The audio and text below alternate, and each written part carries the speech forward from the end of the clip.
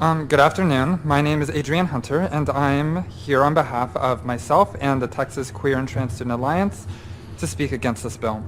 I am from Houston and currently attend the University of Texas at Austin. At UT, I serve as the co-director of the Queer and Trans Student Alliance, the largest LGBTQIA+ student group on campus, where I've had the pleasure of getting to interact with hundreds of queer and trans students on campus.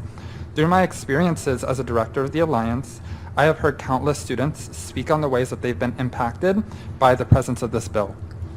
Overwhelmingly, this bill fills them with fear. I can't help but think of a conversation I was a part of after our first meeting of the semester. A group of eager freshmen stayed after, enthusiastic to get to know other queer and trans folks. Eventually, the topic of anti-trans legislation came up. Students asked me about the impacts of the bill. One student, a trans freshman who had just come out since beginning their journey at UT, asked, "Why does the state hate me for existing?" As a trans woman, I felt every word of what that student said. I can't help but think of my experiences as a varsity swimmer during my 4 years at Elkins High School in Missouri City, Texas, before I had the courage to eventually come out. I know for a fact that laws like these would have petrified me. Last night, I posted a fun video on TikTok, unrelated to being trans.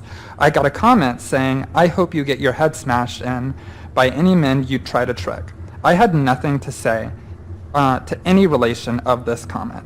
All I did was post a video where I existed as a trans woman.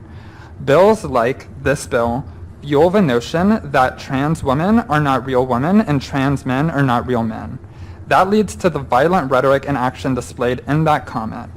With more anti-trans legislation introduced in Texas than ever before, it is no coincidence that 2021 has seen crisis contacts to the Trevor Project increase 150% within the state of Texas.